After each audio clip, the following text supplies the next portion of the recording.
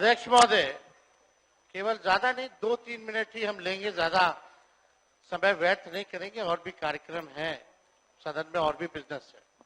माननीय विजय चौधरी जी यहाँ बैठे हुए हैं। आप सब लोगों को पता है कि हमारी सरकार जब 7 में थे, इससे पहली वाली सरकार 17 महीने, तो हम लोगों ने जातीय आधारित गणना कराई थी। और जातीय आधारित गणना इसलिए कराई थी क्योंकि राज्य सरकार जो है सेंसस नहीं करा सकती, इसलिए हम लोगों ने सर्वे कराया था। और उस सर्वे के आधार पर हम लोगों ने आरक्षण की सीमा महोदय 65% करने का काम किया था, जिसमें कि पिछड़े, अति पिछड़े, दलित, आदिवासी समाजों का आरक्षण हम लोगों ने बढ़ाया और ईडब्ल्यूएस 10% एज इट इज रखा।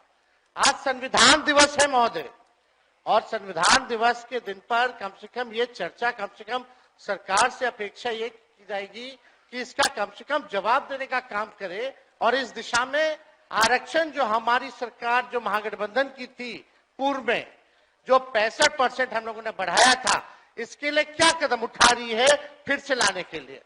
अध्यक्ष महोदय, आप जान रहे हैं कि हाई कोर्ट 9/11/23 में ये पारित हुआ था, मेरे जन्मदिन के अवसर पर, आपको बखूबी याद होगा। और ये 20/6/24 को जो है मना कर दिया गया हाईकोर्ट द्वारा, और ये दिया गया कि इसका जो है प्रॉपर स्टडी जो है नहीं हो पाया है, इसको देखते हुए इसको निरस्त कर दिया गया।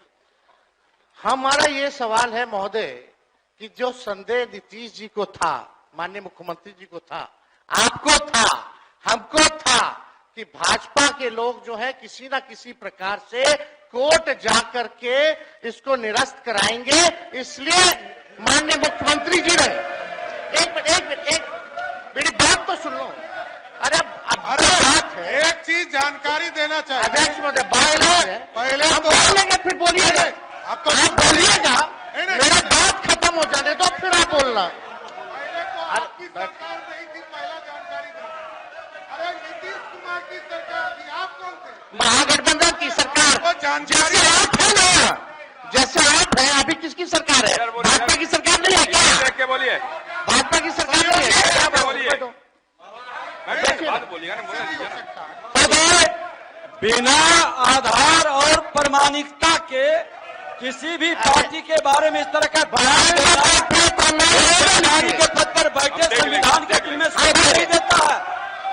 ये गैर संवैधान काम करते हैं, बिना प्रमाण के बात रखना। ये संविधान विरोधी लोग हैं कि संविधान विरोधी है। संविधान विरोधी लोग संवैधानिक संस्था का अपमान कर रहे हैं। फिर बोलिएगा। बैठ जाइए, बैठिए, एक मिनट बैठने दीजिए, बैठिए ना, बैठिए, बोलिए, बैठ जाइए, आप भी बैठ जाइए, देखिए, लेकिन माननीय मुख्यमंत्री जी के कहने के, एक मिनट, आज ही मैंने आग्रह किया है, कल भी मैंने कहा था ये बात, संसदीय लोकतंत्र में हम अगर बेहतर ढंग से अपनी बात रखेंगे, मुझे भी उस जगह पर रहने का अवसर मिला है, और मैं समझता हूं कि बेहतर ढंग से बात रखेंगे तो बात में वजन भी आता है। तो सभी से अपेक्षा करता हूं, केवल नीति बात नहीं कर रहा हूं, सबसे अपेक्षा करता हूं, अपनी बात रखते समय ठीक ढंग से अगर बात रखेंगे, ढंग से बात रखेंगे आप, तो संविधान का सम्मान भी होगा और आपके विषय में दम भी आएगा। बोलिए महोदय, समय देश के लिए हम आभारी हैं और हम लोग भी सहयोग कर रहे हैं, लेकिन माननीय मुख्यमंत्री जी जब हम लोगों ने पारित किया 9/11/2023 में, तो एक तय हुआ हमारे मंत्रिमंडल द्वारा कैबिनेट में, माननीय मुख्यमंत्री जी के आदेश पे, कि डर है कि कहीं ये कानून जो हम लोगों ने आरक्षण का लाया है खत्म ना हो जाए। इसके लिए आप सब लोग मिलकर के प्रेस कॉन्फ्रेंस कर लीजिए। और सम्राट चौधरी जी जो आप बोले, थोड़ा प्रेस कॉन्फ्रेंस का वीडियो हम आपको भेज देंगे, आप दोनों को। उसमें माननीय चौधरी जी ने क्या कहा था, अशोक चौधरी जी ने क्या कहा था, हमने क्या कहा था, आपको प्रमाण मिल जाएगा। चलिए, दूसरी बात मेरा यह है कि अब तो स्टडी, अब तो सुप्रीम कोर्ट में चल रहा है, अब हम लोग भी सुप्रीम कोर्ट में, आरजेडी भी पार्टी बनी हुई है उसको लेकर के। अब मेरा सवाल ये है कि जो बहालियां हो रही है, जो आरक्षित वर्ग है उसको नुकसान हो रहा है कि नहीं हो रहा? 16% हो रहा है ना। यह गंभीर मसला है महोदय। पिछड़ों का, अति पिछड़ों का, दलितों का, आदिवासियों का, जो भी आरक्षित वर्ग है, उनका भारी नुकसान हो रहा है। मेरा यही कहना है, अगर सरकार, और देश में ये पहली ऐसी सरकार थी 17 महीनों की जहां जाति आधारित गणना भी हुई और 65% आरक्षण की भी सीमा तय की। पहली बार इतना बड़ा निर्णय हम लोगों ने लिया, उस निर्णय को लागू कराने में क्यों फेल रहे? अब महोदय 2 पॉइंट हम खाली रखना चाहते हैं कि 23 में ये लागू हुआ, 23 में ये लागू हुआ। सुन लीजिए, आप भी बोले। भाई बैठिए ना। अध्यक्ष, इसका विषय है ये क्या? विषयों की वो जगह महोदय उस जगह पर नेता प्रतिपक्ष के रूप में हम बैठते थे, यही व्यक्ति बोलने नहीं देते थे। आज खुल करके यही अंतर है। आज नेता प्रतिपक्ष के रूप में इस पर डिबेट कर रहे थे, आप माइक बंद कर दिए। अध्यक्ष महोदय 2 पॉइंट करा रहे हैं, आपको आप बैठिए। अवगत करा रहे हैं।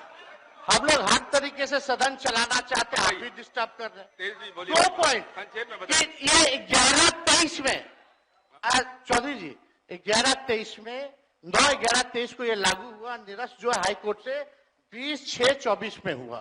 हम लोगों की मांग थी कि इसको शेड्यूल 9 में डाल दिया जाए। अगर आप लोग आरक्षण के पक्ष में थे केंद्र सरकार, तो इसको शेड्यूल 9 में क्यों नहीं डाला गया? पहला प्रश्न। दूसरा महोदय कि अभी भी हम लोग इंतजार कर रहे हैं, अभी भी माननीय मुख्यमंत्री जी को मेरे तरफ से रिक्वेस्ट कर दीजिएगा चौधरी जी, और दोनों चौधरी जी कर दे तो ज्यादा भार पड़ जाएगा। तो अगर कर देंगे तो कम से कम ये कह दीजिए, अभी स्टडी नहीं हुआ है, यही रात कोर्ट कहा, तो स्टडी तो ईडब्ल्यूएस का भी नहीं हुआ था जो 10% मिला, उसका कौन सा आधार था? ये तो हम लोगों ने कास्ट बेस्ड सर्वे करा के आरक्षण दिया। तो अभी हम लोगों की यही मांग है कि सरकार अगर इच्छुक है, आप दोनों बलवान लोग बैठे हैं, दोनों दो डिप्टी सीएम हैं, पहले हम अकेले थे तब हुआ था, अब तो 2 है। तो महोदय यही हमारा मांग है, खाली मांग सुन लिया जाए कि इसमें अभी भी स्टडी के लिए एक असेंबली की कमेटी बना दीजिए, एक असेंबली की कमेटी बना दीजिए जो स्टडी कर ले। और भाई आप बैठिए।